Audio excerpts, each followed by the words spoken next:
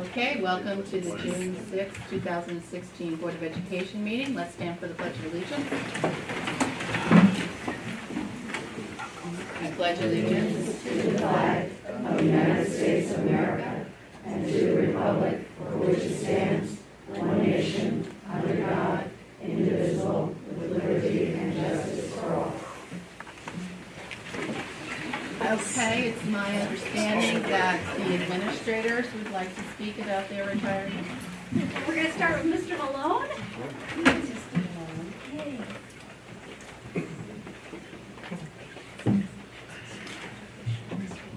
Good evening, everybody.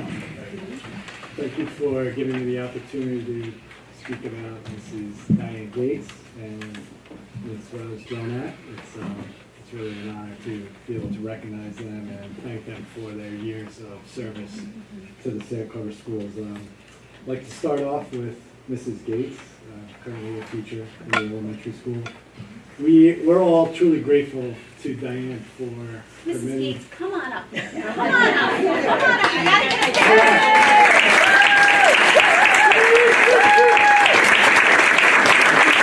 Front and center, We gotta get your voice on the microphone. There we go. we do. Yeah. So we're all truly grateful to Diane for her many years of service to our community. She started working officially here in Sag Harbor in 1989, but has been an integral part of this community even before that. She and her husband Joe raised two wonderful children, went through these schools, Craig and Lauren. They did a great job here in the Sag Harbor School District and now have gone on to some wonderful things. Craig just recently had twins, so we congratulate them on that. Not that that had any part in your decision. But all along Diane's time here in Santa Clara, not only has she done a lot for our schools as a professional, but she's been an active member of doing things with our PTA, helping with the Booster Club, helping as her children were going through the schools with different sports teams and making this community what it is. So we thank her for that. Diane started her career at PS 112 in Brooklyn, is that right? Did a little research today just to make sure I had it right. She was a graduate of Fordham University with a Bachelor of Arts and then received her master's in education at Richmond College on Staten Island. Worked at PS 112 for a couple of years. I'm not using all the years. Yeah, we have some jokes there. But then came out to the Santa Clara community and settled. As I said, began her career as a teaching assistant in '89 at the elementary school. Diane and I actually worked together for a number of years as teaching assistants, so I worked closely with her. And on the playground, absolutely. Fall, winter, it was all good. In 2002, Diane assumed a teaching position here at the middle school and became an integral part of the 6th grade team and did so much to help the students as they made the transition from the elementary school over to Pearson. They came back to our elementary school in 2009 and has taught 2nd grade since. It's really been enjoyable to work with Diane all these years. I've always appreciated her sense of humor. I've loved her straight shooting style. I appreciated that. But most importantly, I've admired the way with which she approaches her job. She really cares about being a teacher. She has always taken her responsibilities as a teacher very seriously. And the younger teachers who have worked with her have learned a lot about what it means to be a professional. Recently, Diane's been a mentor and she's worked very closely with helping our younger teachers learn the craft, learn the responsibilities, and the day-to-day workings of being a teacher. Along with all she's done in the classroom, Diane's also been a great colleague, and she's one of those people that helps out her fellow teachers when they're in need. And you know, lately in our school, we've needed a lot of help for different colleagues, and Diane's been a leader in that. And it's just an example of what she's done for her fellow teachers, and it's appreciated and really admired. She does so much for the students Diane runs a tight ship, and she expects a lot from the students in her class, but she's always there to help them and always there to make sure that they can meet her expectations. And she's one of those teachers that makes sure that the principal does his job to make sure the kids get everything they need. And it's real admirable and appreciated, and the families of this district should be really thankful for what you've given to everyone in Santa Clara. So congratulations.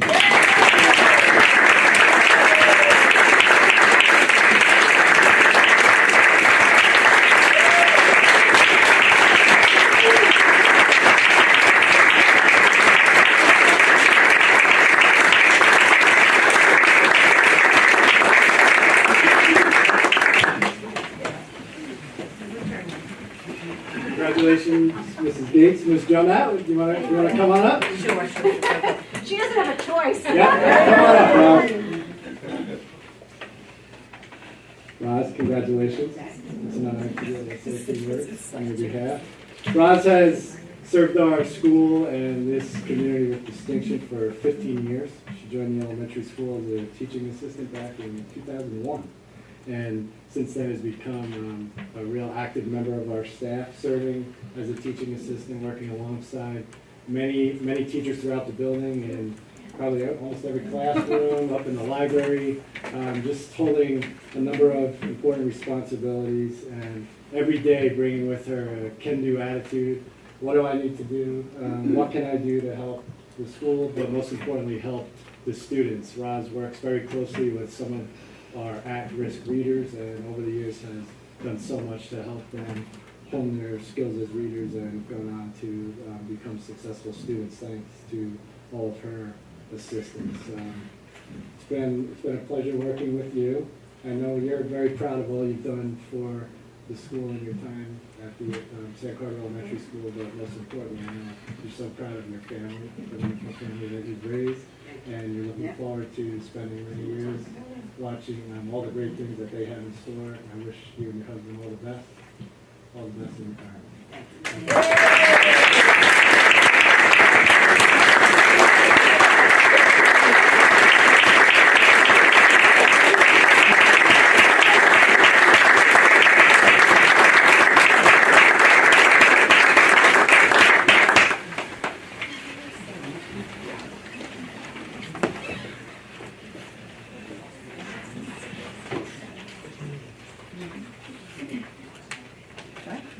You're next, Jeff Nichols is up next.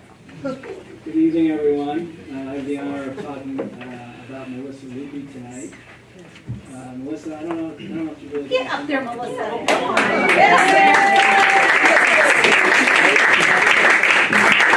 When I first met Melissa, I think I started in Sag Harbor in 1996, and I met her as a parent first. She has two boys who went through the Sag Harbor schools, Ben and Alex. Ben is here tonight, along with Melissa's husband, Joe. And I met her as a parent. She was very involved in the PTSA, PTA, all those types of things. And in 1999, she was hired as a sixth grade ELA teacher, sixth grade teacher, and has been in the sixth grade ever since. Melissa had an interesting life. For those of you who don't know, and probably not many know, from 1970 to 1977, she worked for the Ford Modeling Agency. And traveled the world and graced the covers and inside the magazines of many of the most notable publications in the world. And it's a very, very interesting background. Had some other entrepreneurial endeavors before settling on teaching. I think Southampton College was where you graduated? It was in Southampton. And I looked today, I did my research as well. In your personnel file, graduated with a 4.0 GPA.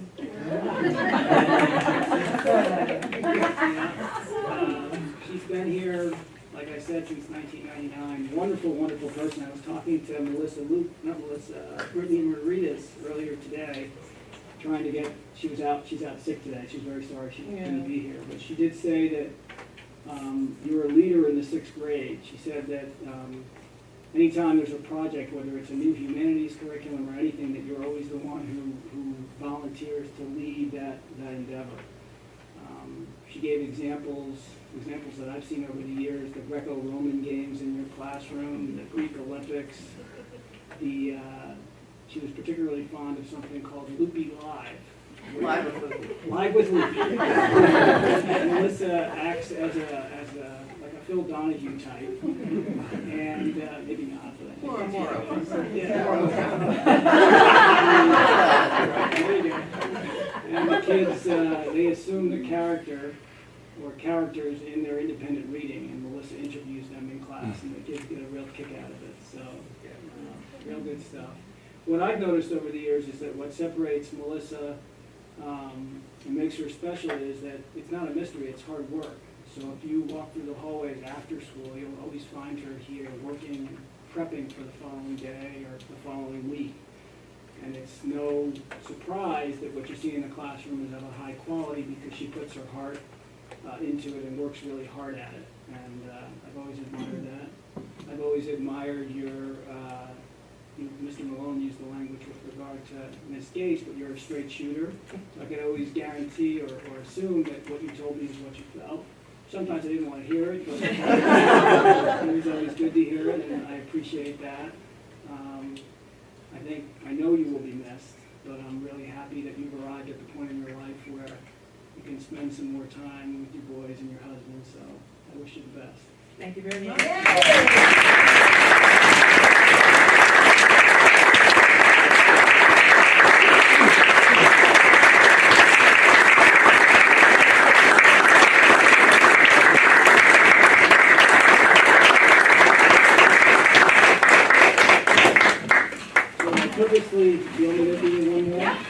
I purposely left one part out with regard to Melissa because at the same time I can speak to someone else who's here tonight, which is Paula Brandon.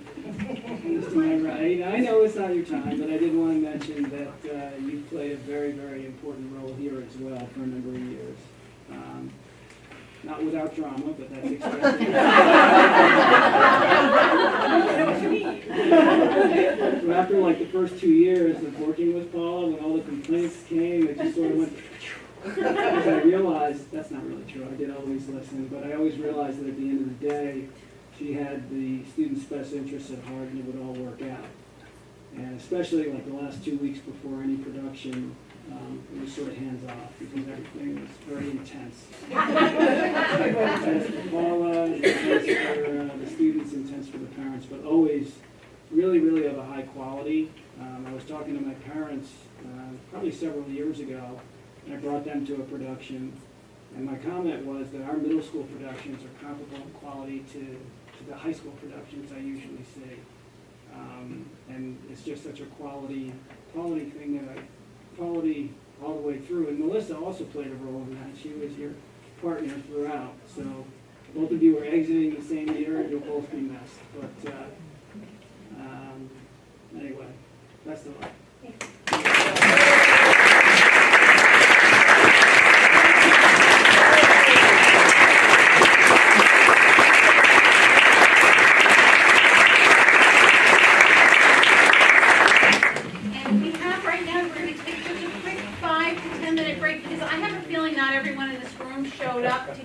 Talk about the 2015-2016 goals. I'm just running with that. So we have some refreshments back here, so we can have just a few minutes for our board members to be able to thank our retirees and to meet their families. So if we could get up for a minute and just step back into the back and have some water and just spend a minute, okay? That would be great. And then we'll have one presentation. Oh, we have to sit down until they accept us. Might keep you. Right, so I did, All right. so then I went to. Okay, guys, can I have a motion for personnel actions 1 through 3, please? 1 through 4, please. So moved. I'll second. And then With major regret. Okay, any further discussion? Okay, all in favor? So when Aye. Opposed? Motion's carried. Okay, let's take a break. Okay, welcome back. We will start with a construction update. Mike, what you looking? Mike gets that. Mike gets that. Love it. Okay. Go ahead. Who has the clicker? Does Dave? Okay. We'll get right into it, table of contents, but we don't need to get into this. I'll start right off with the auditorium. The construction is moving along. We're a little behind schedule, but I have a recovery schedule that was over with the contractors, and that'll happen between tomorrow and Wednesday. But auditorium's moving well. They have the electrical conduits roughed in. All the demo has been taken care of. So we're at a point now where we need to take care of a couple items. I don't know if, should I address any issues, change orders, or is that Just something? what you have on there would be great. Okay, this is just, we have some issues with the subgrade, we're just gonna have to bring that up. So that's being addressed with the architect, and with all that being said, we're about 2 weeks behind with that. Again, I have a recovery schedule that hopefully will be implemented and will make that up.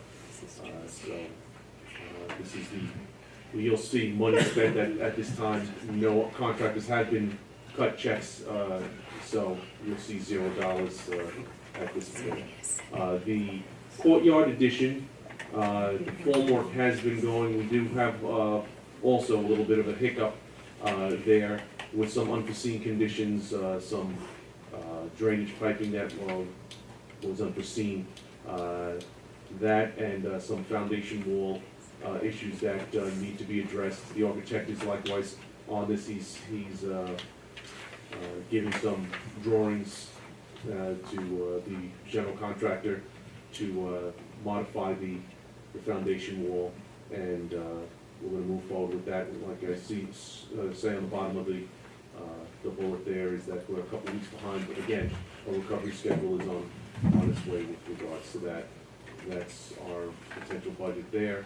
The technology area is just started last week with a demo of the mechanical, electrical, plumbing, and GC's now in there. So we're moving along fairly well. We're ahead of schedule there.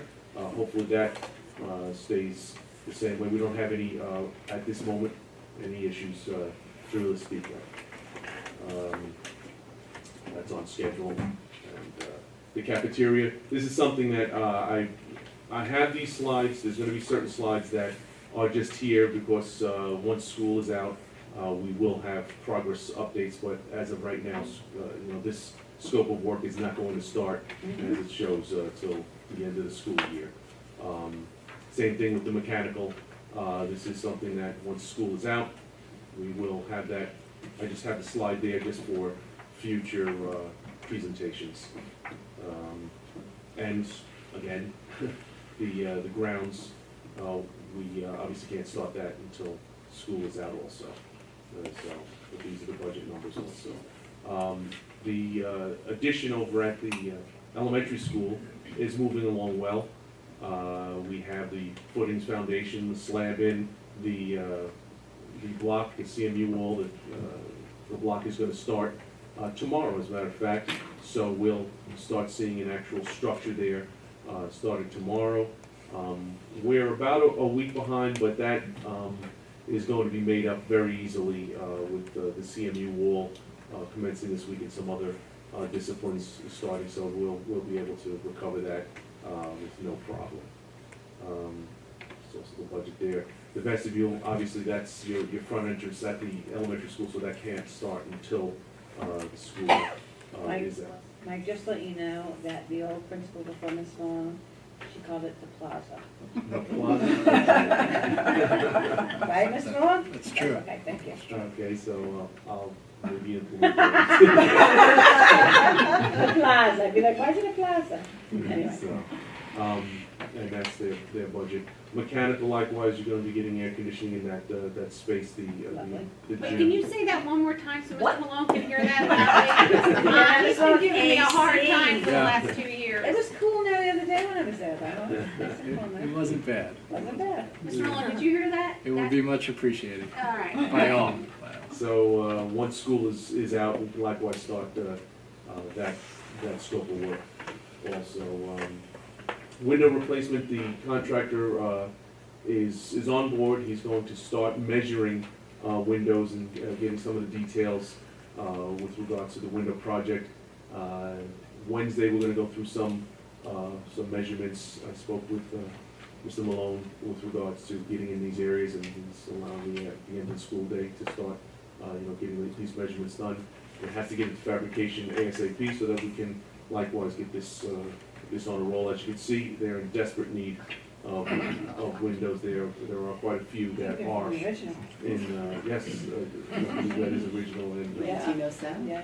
Well, 1907, that's school, I don't believe was built in No, it 07. wasn't. Oh, okay. It wasn't. That was the academy. Yeah, so, but, it is in desperate need of windows.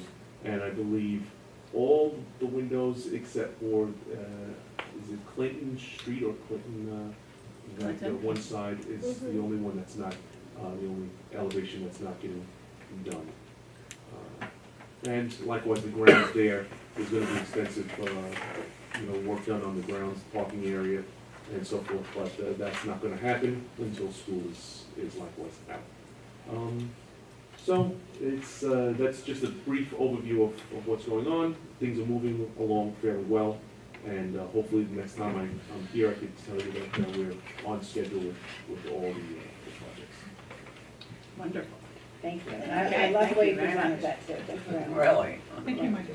Thank you. Okay, next is our 2015-2016 goals update by our superintendent. I just have to put my presentation back in, so anybody have questions for Mike while I do that? It's gonna take me just 1 moment.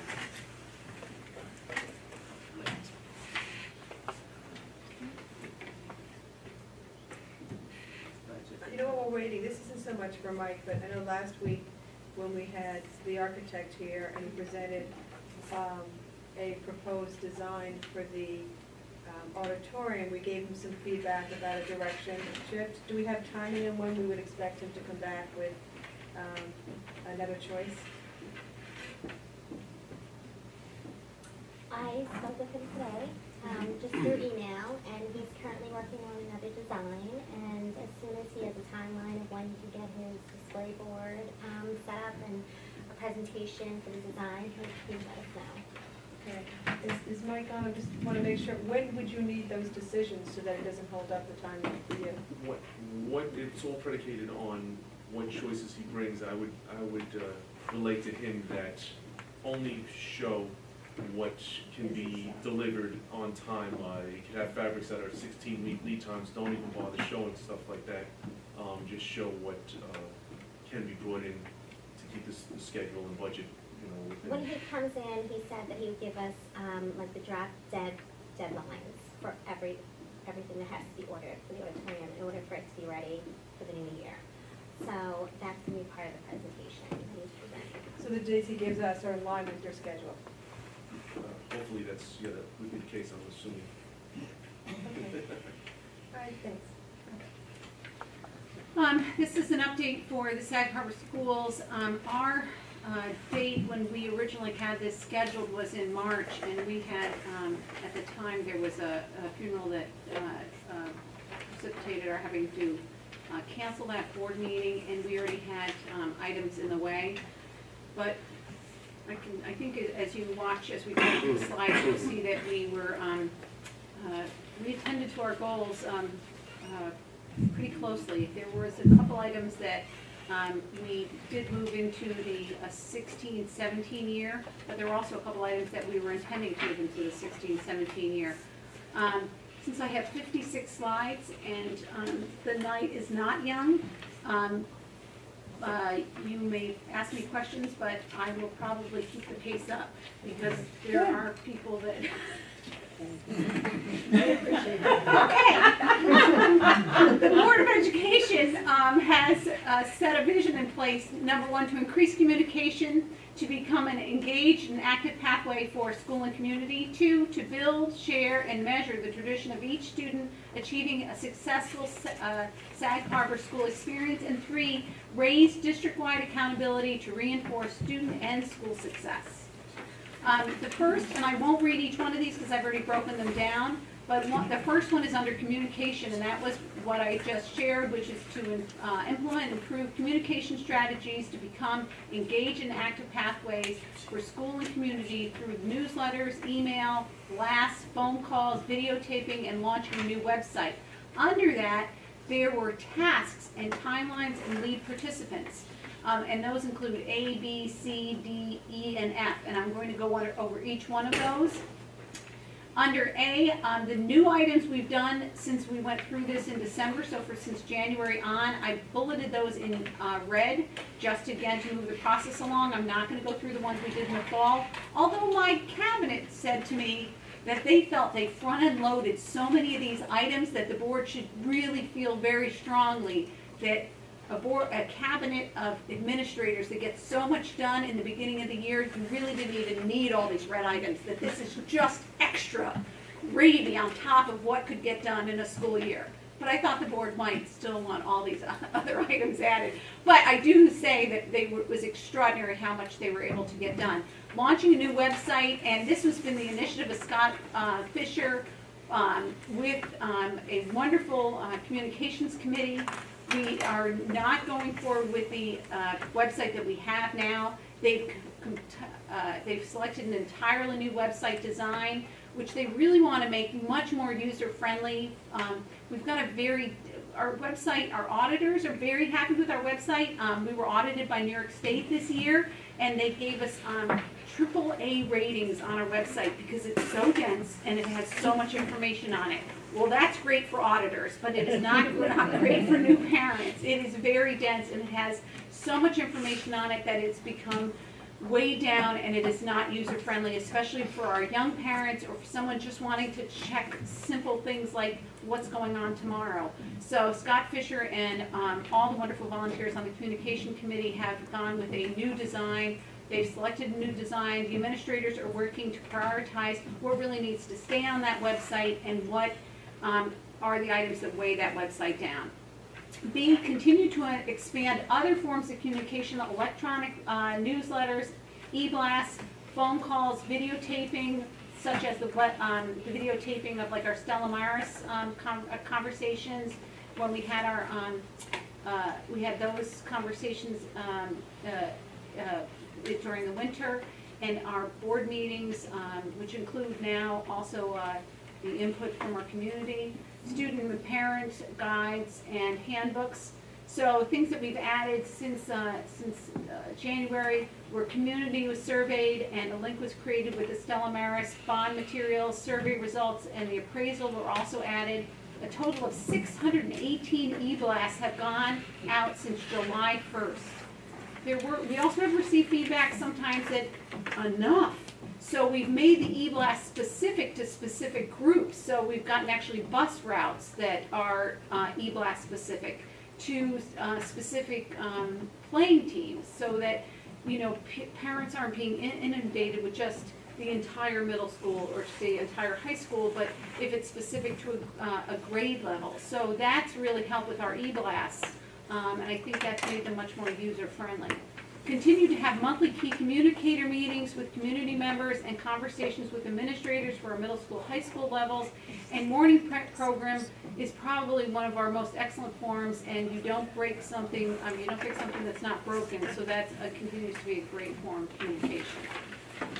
Develop a communication protocol guide. This is something that's going to have to continue through 16-17. We do lose Gary Kalish, who sort of had his arms wrapped around this, so many of the pieces of materials to this have to be kind of redeveloped, so that guide. So that was one of the tasks, I think one of the very few that is going to have to move forward into the next school year. provide timely learning opportunities for parents and students on topics such as college readiness and cyber safety, and I actually have slides that can provide that. And these ones we've already gone over, these ones we've already gone over. These are additional ones that have happened. We had a career and tech visit to BOCES for our grade 10. We had a financial aid night for our high school students and parents on January 7th. We had an IB information night for our grades 8 through 10 on January 20th. We had high school orientation night, January 27th. We had spring ASVABs on March 24th, which we're now trying to get out to all students, not select students. This is new to, we had a new course selection model this year that's been implemented. That's on step 1, our guidance counselors, which there's 3 of. We have the middle school guidance counselor, the high school guidance counselor, and we have Margaret Motto that does our, mainly works with our seniors. But step 1 is they meet with students one-on-one to discuss their long-term goals, their thoughts about colleges, simple things like, are you thinking about, working with people, ideas, or things? So those very simple thoughts and doing interest inventories with students can help steer them into what their course selection guides would be. Planning what math curriculum they're taking. Are they interested in IB? Because those will make their planning from 8th grade on important. Then step 2 is the counselors then meet with the students' parents to review the schedule for understanding and to make sure their needs match. So that was new this year. College fair for the East End counselors. We do a college fair here in the fall. This matches up with having a fair in the spring as well. This was new. We worked with the Community Coalition, our Chamber of Commerce, and the Germain Library, where they did a resume workshop, and this parallel with activities we had going on here at school, but it took place off-site, which was nice. We can't do job fairs here at school because the New York State Department of Education recommends against it because parents' perception is that we've already vetted. Everyone that comes into a school district is fingerprinted. So parents have the perception that anyone we're sending out to or has here for a job fair would have that same level. But parents sending children to a job fair at a library, they wouldn't have that same level of, and they would probably accompany them, which they did recommend that they do. So the John Germain Library had a job fair that followed the resume workshop, which again was took part in the Chamber of Commerce, and the Community Coalition was part of that as well. Navigating Healthy Relationships is taking place tomorrow. And that's a workshop supporting seniors with skills to navigate healthy relationships in college, in the workplace, in careers, and beyond. And I think that was also encouraged by some of our returning students that are in college, which is really nice. Senior Decision Day is on June 8th, where seniors wear the shirts from where they're going to college or where they're going to vocational school. These are the safety workshops that have happened, and these are some of the other safety items. These aren't specific to cyber safety, but beyond stranger danger is empowering our students to be safe, working with parents. Big brother, big sister, opportunities to learn about being a big brother or big sister in Long Island. Heroin, what parents need to know. Again, this was with, we're a member of Community Coalition. We also have work in partnership with HUGS, and they offer 2 workshops on June 1st and June 2nd. The dangers of drinking and driving was Mr. Nichols facilitated having the district's attorney's office come in and talk to our students who would be attending the prom about the dangers of being under the influence. Katie, in terms of cyber safety, the goal being educating students and parents, I would ask that potentially you can take a look at something that goes beyond what we did from the parent piece.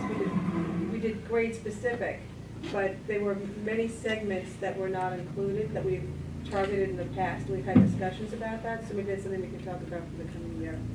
So, give me. So, for example, if you don't have a child who's in K through 5 or 6, there wasn't a parent forum to talk about cyber safety. In previous years, we've had some open forums with experts coming in to help parents of kids who are older than that deal with it, as an example. So I'm just saying that it's something that we have been talking about for a few years, but we didn't do this year, and I didn't know Okay. if that was an opportunity going forward. Okay. Well, we did have the don't press send, but I can see we need to go deeper and have. Right. Right.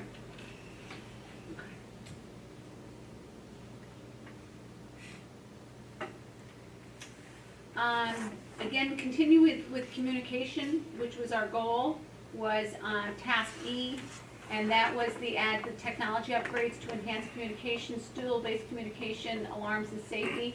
And what I didn't put on here, but was that we also went ahead and we had all of our principals' voices put into the all calls, which are now mandated by New York State. So for a shelter in place, and for that we are now in a lockdown. So I had the pleasure of hitting that alarm button, if you've seen them. Mr. Fisher let me do it after school, after everyone had gone home. I think it was a snow day, right, Mr. Fisher? I just had to see what happened. And it was so nice to have Mr. Nichols' reassuring voice come on and say, we are now in a lockdown at this time. And then he gave specific directions on what to do, and it was very soothing. And I really wanted to go over to the elementary school, and Mr. Fisher said that was enough. But really, we've done so much as far as putting all of the pieces in place. We also have, we have a security agency we're going to be working with that is starting to send our folks out to be trained for this new safety plan, which we have to submit on July 1st, because one of the pieces they've now added is training. So we have all the pieces now in place for the technology upgrades, but the culture has to be there as well. So we have all the great technology. We have, everybody comes in, everybody wears these little passes. We have the pre-recorded voices, but we also have to have the culture of the pieces as well. So how you operate as field trip, how we navigate the children's safety to, let's say, one of the churches, all those pieces, and all the documentation. So we have a firm that's going to be working with us starting the 15th of June through the next school year, that's going to be helping us work with everyone from, the teachers' aides to our security folks, right up through to the administration to make that happen. The communication boards have been a tremendous, I have some pieces at the end. Oh, it turned off. Mr. Fisher was going to use that as one of my examples. Darn it. Oh, it's all right. It's good. It's good. From everything for your college admissions to communicating. For example, we have a photo contest going on. There's volunteerism that's going to be starting in the community. To workshops that are happening through the Rudishan Trust, to scholarships. So that has been tremendously helpful, especially for things like students don't. They're very visually focused now, so they don't always listen to the announcements. They're sometimes off task. So having those communication boards, like in the when they're having lunch and when they're walking through, they have them in each one of their locker rooms, has been a tremendous help. Implement electronic survey system for parents, community members, students, and others to solicit feedback. This is something I believe we could do more of, but it worked out very well as far as, it didn't give us an authentic look at what folks' considerations were for Stella Maris, but it gave us a place to start for conversation. Because for 16 days in the month of March, the Sag Harbor community were given the opportunity to take part in the Stella Maris survey. And we had, in the history of our Sag Harbor community, we had participation, and we had many community members that did weigh in, so that when we had our workshops in the elementary building, we had spirited conversation around Stella Maris because of so many people participating in the survey. The second goal, I'm already on the second goal. How am I doing? Okay? Is that good? Good. All right. The second goal, and I think these are very important goals, is to enhance the Sag Harbor experience for every student and every family in Sag Harbor. To enhance the Pearson culture and create ships for every student, scholarship, citizenship, and sportsmanship. One of the items was to promote the 10 positive principles to connect the students to school with focus on our at-risk and our fragile students, because a high tide raises all ships. We did lose Gary Kalish last year because he and I began this, and we weren't going to do that to Mike Guinan because he was just starting this year, and International Baccalaureate was such a critical juncture, and he's done such a brilliant job with it this year.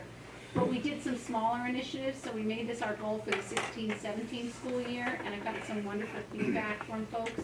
But we did do some great initiatives with the middle school and the high school. We also did host a middle school, did their first dodgeball tournament and fundraiser.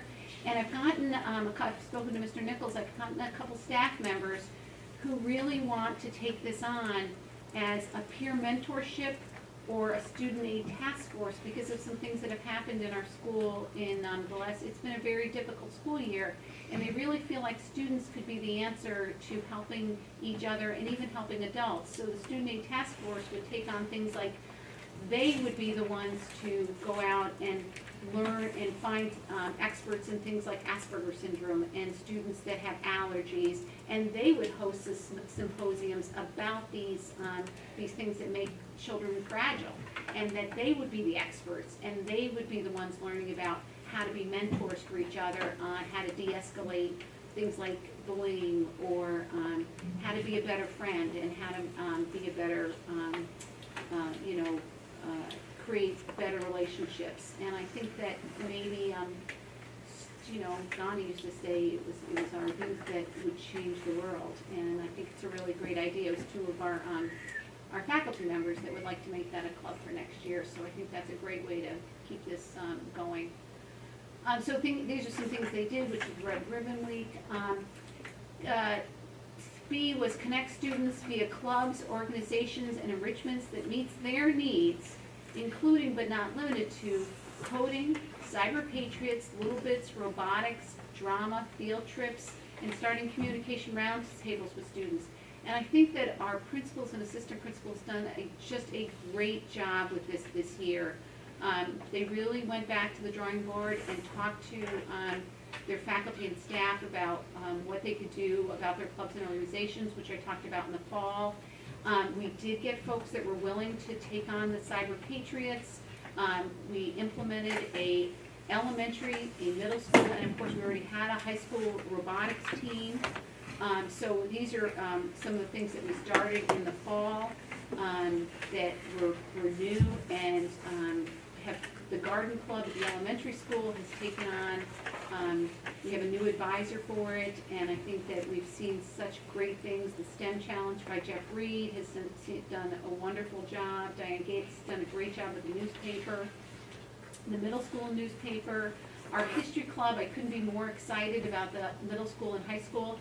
They've taken on the initiative at Turi, which is trying to prove that we did in fact have an underground railroad here on Long Island. And they've had the underwriting of Fred Thiel and our Underground Railroad adult group, and they've been working hand in hand. They've gone out to the plantation at Shelter Island. They've looked at real documents to prove that we have, that we work, because we're not being recognized as part of the Underground Railroad. And they've made some real inroads, and the students have been really excited about that.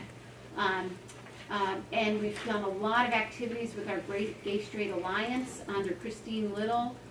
They've done a lot of work like the Day of Silence to understand the silence that's put upon our students, our gay straight students.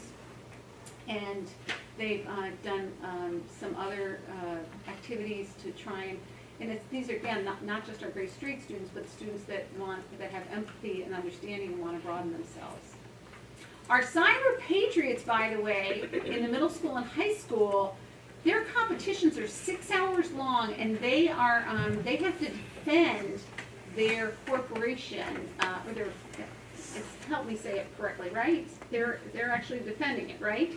And at one point, I think our high school team was one of the best in the nation too, right?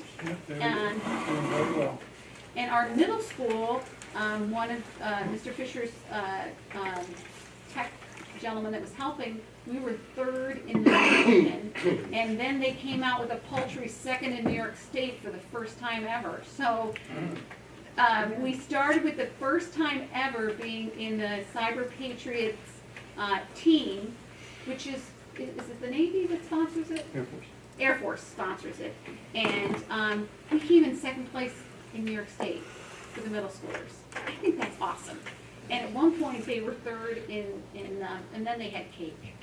And they just spiraled out on one of the competitions, so it happens. So we also created an elementary middle school coding club. We had the Cyber Patriots, the high school Cyber Patriots. We started the Free the Children, which has really helped my trying to be the positive principles of being kind and thinking about other students and other students' struggles. We had the Robotics Club. C is heightened college and career readiness for students and their families with student workshops in the summer and on college application processes. And we had a tremendous number. We're going to look at those. But I already mentioned the Community Coalition student volunteer opportunities on board, scholarships. They were having a photo contest. But I'm going to, so just to back up, I'm going to be talking about the college and career readiness in just a minute. Wait, did I get all those? Meeting, club, activities, sports, lunches, menus, yes, okay. We also have we work with Syntax, but we also work like on evenings like tonight. All of our folks that are from our 3 newspapers, I give them all the events that are coming up, and we tell them, we work very hard to get them any information out. We also put out the Sag Harbor Experience 4 times a year, and rather than them just being newsy items, we try and focus on, like for instance, our last one focused on our arts and innovation, and the other one focused on our steaming head. We also created a course curriculum guide that's interactive, so that we try and provide as much, again, information as possible that's positive. These are just the articles in the East Hampton, 27 East, and Sag Harbor in the month of May. So these are just the articles that went out in the month of May. Mr. Bramoff is a bit of an underachiever, though, because he doesn't put out anything. That man is unbelievable in how much he puts out on the communication boards, on the Facebook page, and letting everybody know what our athletics and also what our facilities is doing. So I really say for a first-year administrator who's really busy just learning his job and learning the routine, he's also done a great job of meeting this goal, which is to communicate to the press, to the Board of Education, to the newsletters, and examples of our positive what's happening with our students. And it's funny, I really feel for him sometimes because he's out there getting out all this information, and somebody will go, "But you forgot my child." And he was like, and I keep going, he's doing such a great job getting so many. Sometimes somebody will fall between the cracks because we have so many sports. How many sports do we have? How many? Over 20 with shared sports. Shared sport. But how many sports do we have totally, universally in the district? 28, I believe. No, don't we have? How many T's How many between Ts? middle and high school is her question, I think. Yes. It's like 62 or 64. I think it's is in the last high. count. It was high 50s at least. So you can't miss this, right? It might be that high. Yeah. Right? That's the last number that says. Yep. Do you take more pictures of my children playing sports than I do? They tell me that all the time. I'm like, if I want to see a picture of me playing sports, I go on the athletic director's site, and there I am. Right. Right. So thank you. I know, it's really something, and we just had Whaler Day. It's not a whole day, because I would disapprove of that, thank you very much. But we had so many pictures, and it was just so wonderful to have that kind of positive feedback out, not just to our press, but also to our, as Chris Tice said, to have it out to our parents too. It's just wonderful. Utilize data, staff professional development, and student feedback to identify strengths, challenges in the academic programming. Develop 3- and 4-year educational plans to increase math analysis, implementation of distance learning, implementation of middle years program. Include training and evaluation to enhance long-term student success. We've done foundations training, has been implemented throughout the year at the elementary school. And Mr. Malone, I think that's you've been covered almost everyone at this point, right? For your Yeah, actually, just last week we did 3rd grade as well. Yeah. And then we have some follow-ups planned for next year. Right, right. And Mr. Malone is also working with Mr. Beckermus for reading professional development for those that are willing for this summer, because for our fragile readers, it's so important. You can never, a high tide raises all ships. We can never have enough reading training and development, so to support our fragile learners. Mr. Nichols and Ms. Maritas have been working so hard to make sure that our middle years program is developed and running smoothly. And, you know, I can't say enough about the International Baccalaureate program and the work that Mr. Guinan's done. Again, he had a vast background in International Baccalaureate, but the training and making sure it's the level it needs to be, and we had such a wonderful, it was wonderful to be at our honors program and watch so many students that have completed the program, because Mr. Guinan, was there ever a moment that any of those students said, I can't do this, I can't do this? Maybe once, twice? They struggle at times, but they persevere. Yeah. My mother used to say you have to climb steep hills sometimes, and every hill you climb, it makes the next one look a little easier. So I really can't say enough. And there was a lot of professional development and a lot of roundtables that went into that. We also attended, all the administrators in the district attended I think that was just before I finished my last round with the board. We attended a 2-day professional development on teacher observation and recommendations for tenure. And it was really interesting. One of the videotapes they showed us was of this teacher that was so fragile. And we're watching her and watching her. And she was one of the teachers that actually Bill Gates had put up as one of his best teachers. And we're all just going, oh, she's just not even controlling the class. And it was so fragile. And it was wonderful. It was just a great time for us to come together with our fellow administrators on the East End, and even as administrators, sometimes you need to be taught. So distance learning is moving ahead. We have mapped out one of our distance learning sites is going to be in the elementary library. It's a beautiful site because we can push everything aside so we can have the virtual field trips. And then the other one is going to be in one of our computer labs, because it can stay a computer lab, but it also can transform into a distance learning room. Matter of fact, I've even had a couple teachers go, can I take my college classes over that? I said, yes, as soon as we have a signed agreement. No, I'm just kidding. We were going to be going upstate. We're going to have to do that, do it via video conferencing now, because we did have so many events happen at towards the end of the school year. As a matter of fact, one of the schools we were to visit, very tragically, they lost their superintendent in an accident, and so it was very sad. But we're really excited. We're on the docket to start honing all the wonderful parts. So these are the professional developments that have happened throughout the year. I couldn't be more proud. These are just some of the things that we've also, I really want to put the maintenance staff on this. They did an in-depth training on boiler maintenance, and this was initiated by both Jennifer and Eric. It's just, these kind of trainings really need to happen for not just our teachers, but also all of our staff. School nurse went to Narcan training, school counselors and school psychologists. I gave you so much in the beginning of the year of all the training that was coming up for our teachers, but I really wanted to give you a snapshot of some of the other training that happens. So the suicide prevention workshops for our school counselors, school psychologists, and that's just a step there. That's a multi-phase. 5 hug seminars for our high school students as well, and the iTribe program that's happening for our students, because I think we're all teachers. I wanted to add the iTribe pictures for the triathletes as well. The third one, how are we doing? Everybody okay if I'm worn you down? You start, just don't come on, just breathe. I should have you all stand up right now. Come on, you want to know where your money's going? I'm letting you all know. We're really doing this.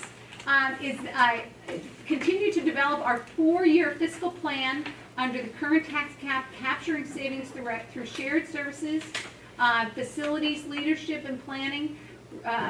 Researching use of potential district resources and including former Stella Maris property, researching opportunities, and consolidating services and district.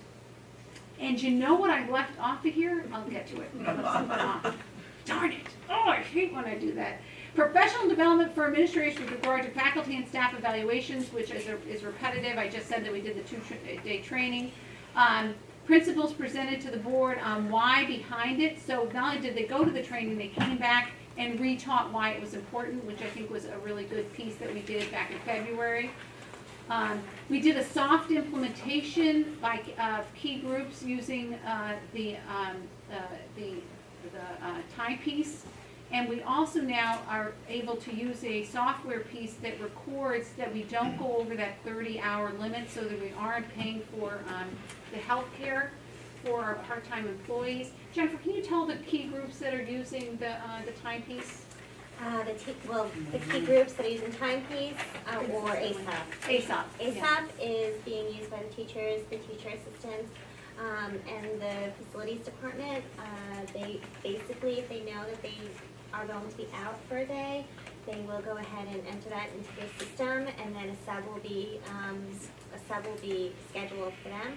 It also keeps track of all of our subs and how many hours that they've been working for us throughout the year.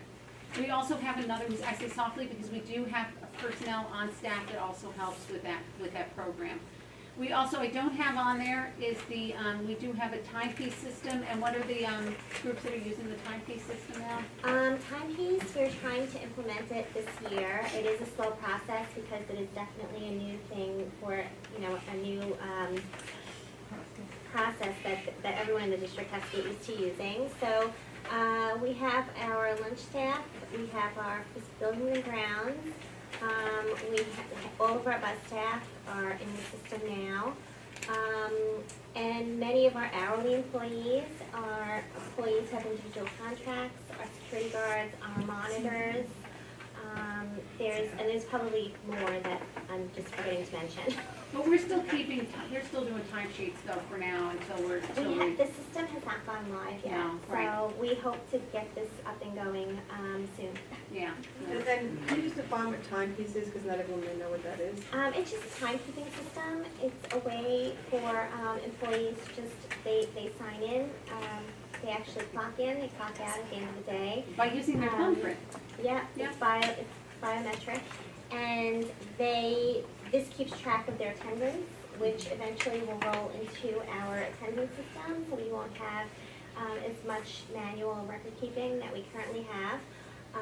We also have a feature where we're going to eventually get rid of timesheets because employees will, the time clock system will roll into payroll, and we will not need timesheets anymore. And then also for accountability purposes with the Affordable Care Act, we could produce reports to show exactly how many hours our staff has been working at any given time. I just asked because I know that you put it under accountability, but I want to remind everybody that this originally came up in the district because we had a security audit by a security expert. And that expert said, in order to make sure that the building is secure, we know who's here and not here. At any given time, if we have an emergency, we need to know who's in the building and who's not in the building, so we can account for people. And you can imagine what kinds of emergencies can happen in school districts like they have throughout the country. So this really was generated based out of a security suggestion from a security expert, not from accountability. To me, that's like, that may be some added benefits, but this is really a security initiative, so I just don't want to lose that messaging as we continue to look at this. Research and identify total costs associated with New York State Department of Education standards for the former Stella Maris property. Work with all school and community stakeholders to determine the feasibility of the purchase of the Stella Maris property for the Sag Harbor community. And I said just see Stella Maris page on the website.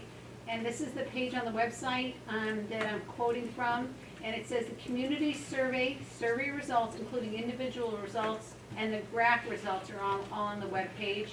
Information sheets, and the information sheets will look a little bit like this, and they're about as long as this today. The information sheets have all the related costs of the potential purchase and all the potential uses, and they're broken down, including the bands for $1 million home, what the cost would be related to when we're to roll into to a bond, and every possible question that anyone asked, we put into those informational sheets. Which was good, because as questions appeared, questions were sent to us, we added those as well. We also have the videos for each of the community presentations, with the exception of the NOAC council presentation was not included, but all of those are on that.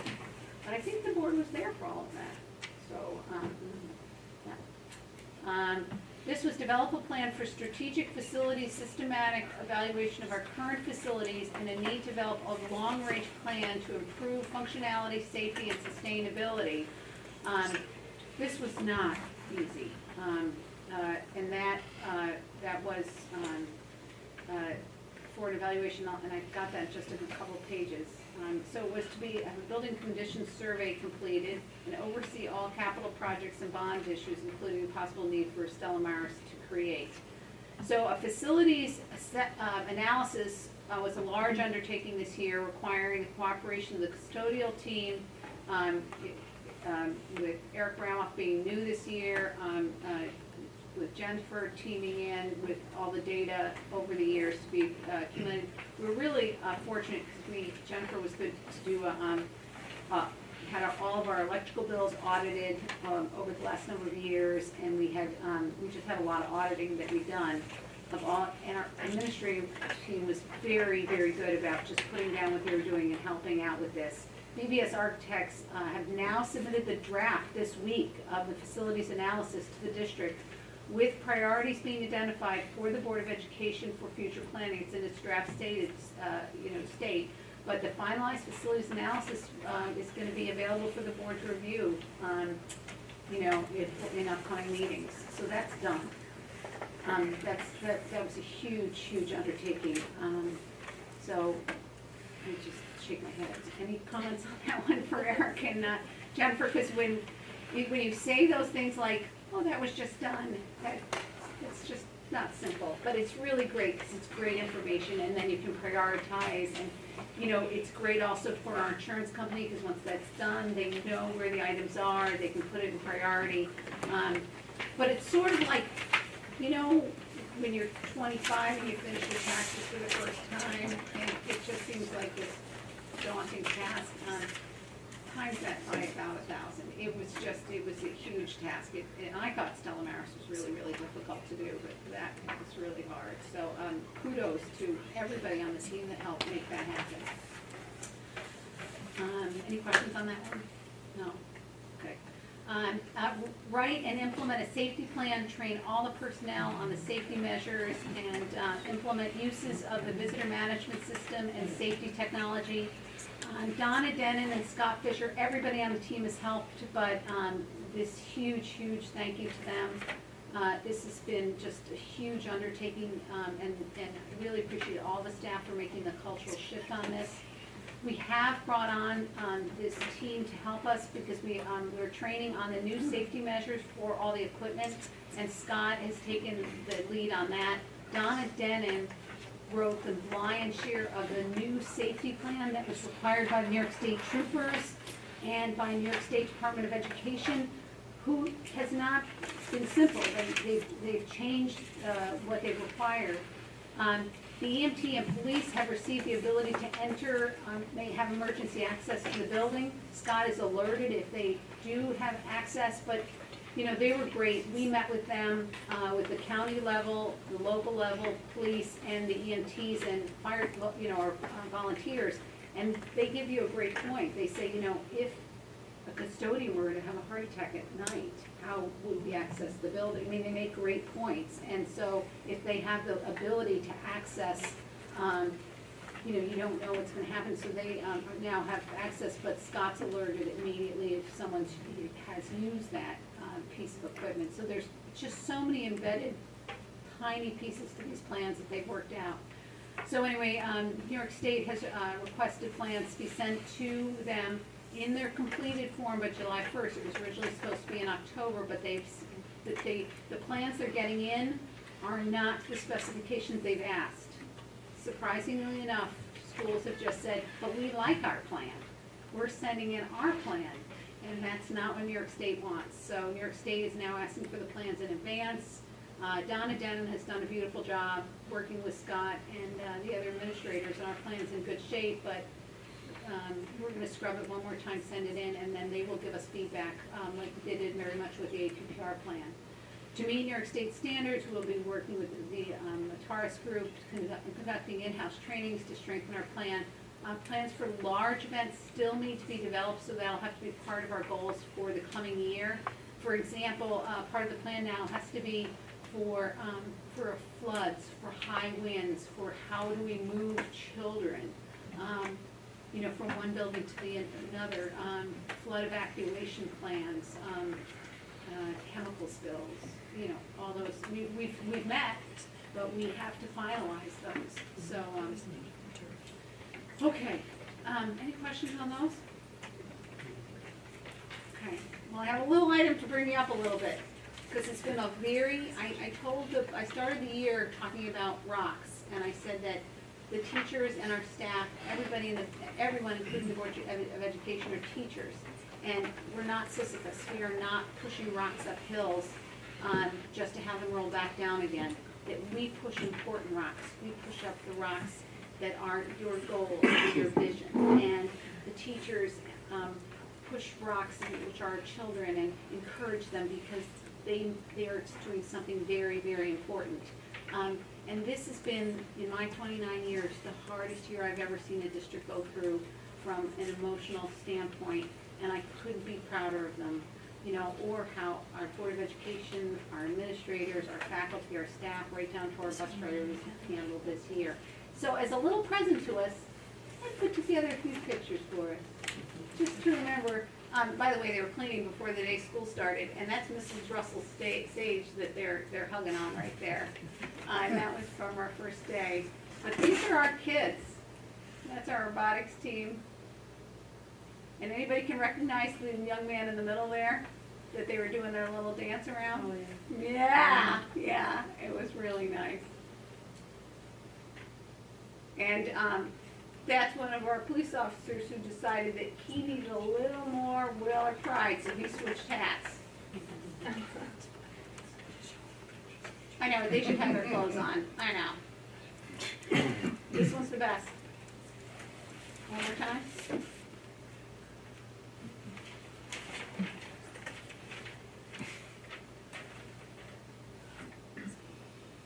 This one was for you, Mr. Brown. Look at that. Look at that. And we're coming into springtime. His wall.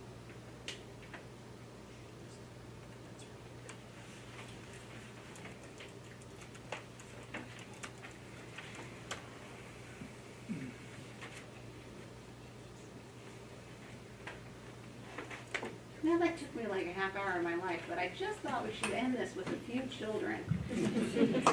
So any questions or anything on that?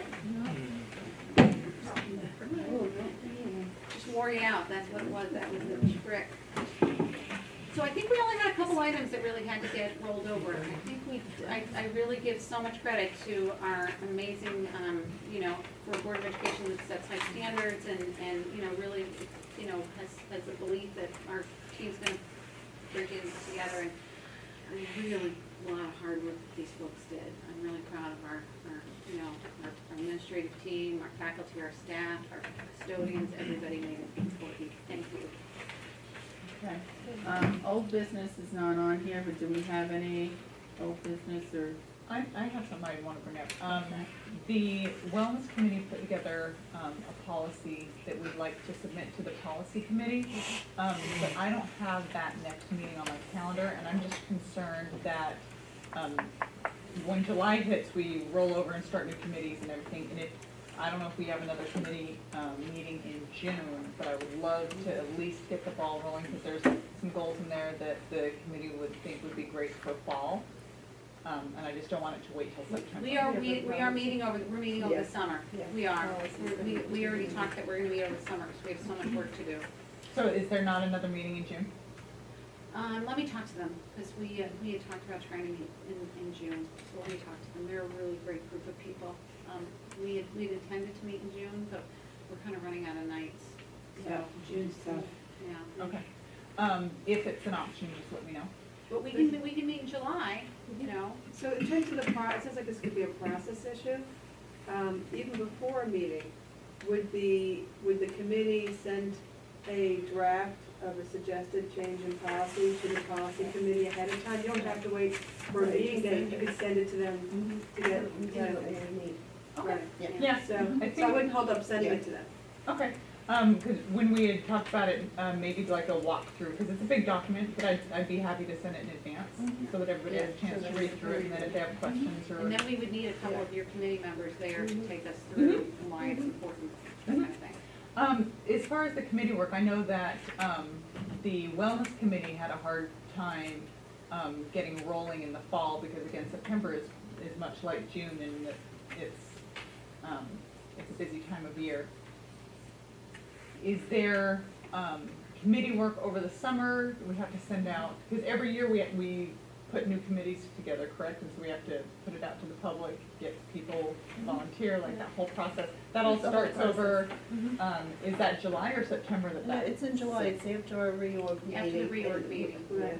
Yeah. And it could be that at that reorg meeting, there may be some new ideas about how the committee should operate this coming year, or changes, so that gets discussed during the reorg. Okay. And Discuss at the reorg if this gets discussed at the meeting, and you start to appoint Right. committee members at it, so don't expect it to be the first meeting. Right. Well, and the other thing is that you can request people to respond whether they want to be on a committee or not in the summer, but as we know, many of our community members leave the area in the summer, so it becomes a little harder just to get response. We've had some committees where we went into September and we still didn't have enough community members volunteering. Well, and that was So- my concern, is with the year wrapping up. I thought, oh my gosh, if it falls to the wayside all summer long, and then it still needs to go to policy committee, and then it needs to be read at the board, you know what I mean? Like, I just hate to It's see definitely a process. it so take we have another to- year, it's a that's all. process. But No, it's not to going to. change a policy, there is a process, you don't do it in a month. Right. And then you have to have, two readings publicly, in two separate meetings, so there's it's dictated, some of it's dictated by the law about what that process is. Okay, so then, if I could help this, to understand this myself, if Diana submits what the wellness committee would like to propose ahead of time, and there is no meeting, then they're really at a stalemate until. But there will be a meeting, because Katie just said that the policy committee is going to continue to meet over the summer, so we will be meeting. So, well, basically, it'll come to you in August, it should be implemented by September. It should be ready by September, because we'll continue to meet over the summer. And I also anticipate some discussion on committees during our goal-setting meeting as well. Yes, me too. So Yeah, this would be a good discussion. I think that'll be a big discussion this year. June's just June's a challenging month, and, in the elementary school parents, they have a challenge. In the middle and high school, there are even more events at night. So there are some weeks where there's 2 or 3 events within 1 week, between Monday and Thursday in the high school. So June is very hard. But if there's something that is worthy of discussion and/or implementation that needs to be done in the fall, is what I hear you saying, then there's a possibility that it could get approved in August. Does that work with the timetable? Yeah. Thank you. Okay. That's great. Anything else, guys? Yes, our bill has been, the bill in the New York State Assembly, New York State Legislature, that was introduced last week, is in committee. The Assembly has it in the Local Government Committee, and the Senate has it in the Finance Committee. And those should be moving through those sessions this week and onto the floor next week before the close of our legislative session a week from Friday. By the way, if you want to follow it at home, it's A10561, and you can watch these bills go through the legislature. This should be pretty quick on all these standards. It won't take a year. Okay, anything else, guys? All right. Yeah, I do. Chris is going to be unable to make the park board meeting this week, because she has contacted her CEO. I'll go for the second half. Do you go the second half? Okay, just trying to make sure there's representation. If someone wants to go tomorrow night for the first half, because my daughter's in a concert tomorrow night. If someone is available to go from 7 to 8. I think the high school concert will probably be wrapped up by then, and then I'll go to the park board meeting after. But if someone else can cover for that I first think you're hour, okay if you're there, so feel free to Yeah. let me know. I know many of you want to, so we can do rock, paper, scissors after the meeting. Okay, we got that fixed, yeah. Okay, anything else? Okay, then, next is public input 2. Does anybody want to speak? Okay. Public input 2 is reserved for comments related to agenda and non-agenda items and does not require sign-up. Comments should be addressed to the board and not to other members of the public. We ask that you keep your comment, question, and answer periods no longer than 5 minutes. We respectfully ask that all speakers conduct themselves in a civil and respectful manner. Please do not comment about any individual in the district, and remember that you're being videotaped. I'm Nada Barry, and I have a couple things I'd like to throw out to the board and school.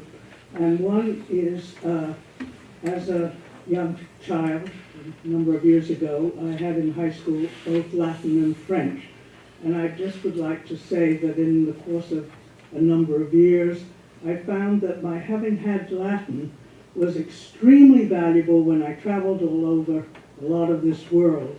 I never was a good student in the foreign languages, and yes, my French did come in handy in restaurants, but basically, I know that we're a small school. I know that we have scheduling problems because we're a small school. I know it would cost teacher-wise, but I still very much would like to see and have this board consider and the administrators putting Latin into the school. And the second thing I have is to do with the IB program.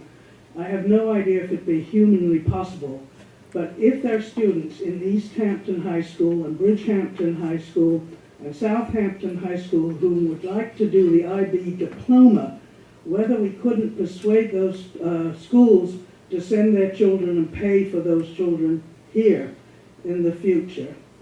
And the third thing is I'd like to thank all of you on the board for volunteering and doing the job you do, because it takes a lot of time and a lot of hard work, I well know.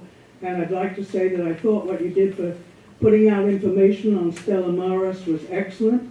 I'd like to thank you for videoing, because I sometimes manage to watch part of the videos.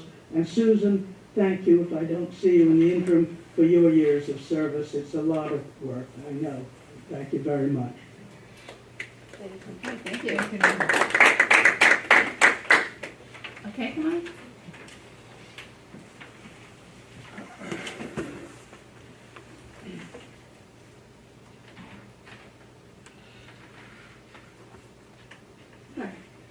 I'm Adina Von Gall. I am a landscape designer and founder, president of the Perfect Earth Project. We promote toxin-free landscapes, and I know you have a big issue that you're facing with the turf in the field, and I would like to offer my assistance, because I fervently, I know that organic grass will thrive if it is given the right kind of care.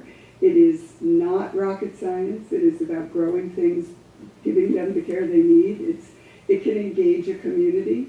And because Sag Harbor has put so much effort, such a wonderful, and it's so beautifully preserved, to have plastic grass seems completely out of keeping with all you have done to keep your architectural heritage in place. So I'd love to offer whatever I can to help you stick with the real thing. Thank you very much.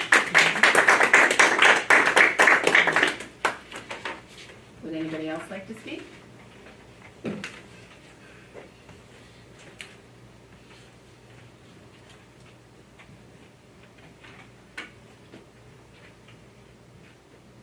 So my name is Paul Wagner. I'm the resident lawn expert for the Perfect Earth Project. And basically on the same topic, obviously, I would just like to throw out that most times when a synthetic field is brought up, it's brought up through frustration with the condition of the current playing fields. And my comment is just to resemble what or to follow what Edwina has said. It is it's not only possible, it really is a certainty that if you take care of grass the proper way, organic turf can be, not only what you should be playing on, but also, just provide really the best environment for the kids to play on. Safe, there are toxins and chemicals which are probably not an option for a school district, but there are also toxins in the artificial turf. Really the toxin-free alternative is organic turf. Real live growing grass, and like Edwina said, with the charm of Sag Harbor to be playing on plastic grass when there are other options, particularly options that can, from the notes that I've been looking at, save the community $500,000, $750,000. It would make perfect sense to, look into these options, and we are willing to lend a hand. Thank you. Thank you very much.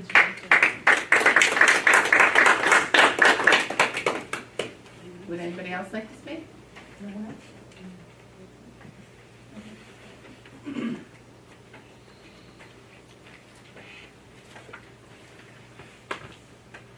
Elaine at Loretto. Teresa, I know that you're a nurse by trade. Can you give us a little bit of information? No?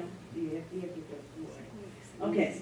Does anyone on the board have any idea what the toxic effects of lead poisoning are?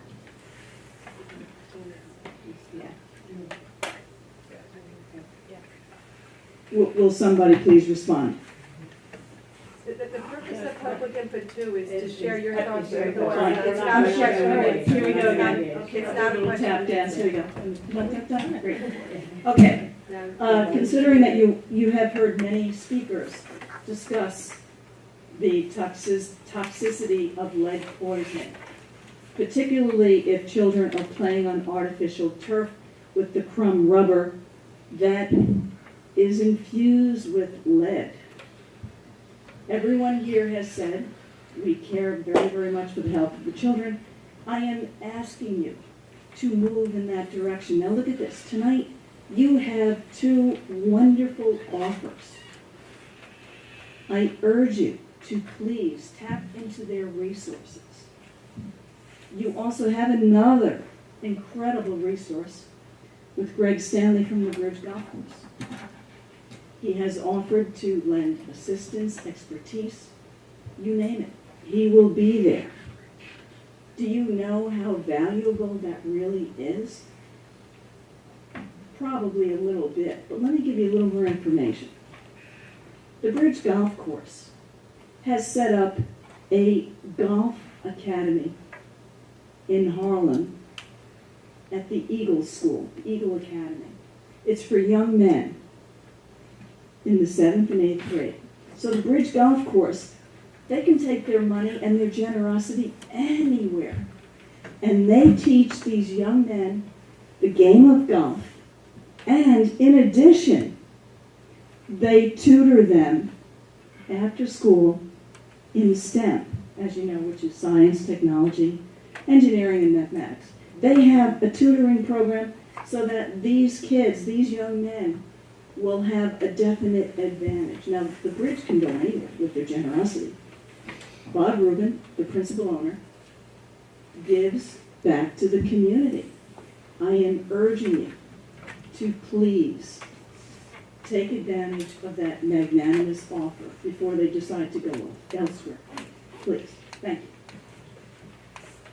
Thank you very much. Would anybody else like to speak? No? Okay. Then, You know what, there was one new business I don't know if you guys should bring up, I apologize. Did you say new business yet? I don't remember. I asked if there was. Okay. I was just gonna request that at future board meetings, I think this happened before my tenure, about having the district clerk read correspondence between meetings. So I just, I know we have to circle back with you on it, but I think it would be helpful. And I know in some other districts, the district clerk reads whatever correspondence the board has gotten from a previous meeting. I know that includes emails, formal requests and all that. So I would like to tee up that I think going forward we should do that so that we're as transparent as possible with the public. Absolutely. Good one. So, yeah, any correspondence whatsoever, I'm not reading that one. Okay, anything else, guys? Okay, can I have a motion to convene to executive session to discuss the employment of a particular person? So moving please. All in favor? Opposed? Motion carries. We are in recess.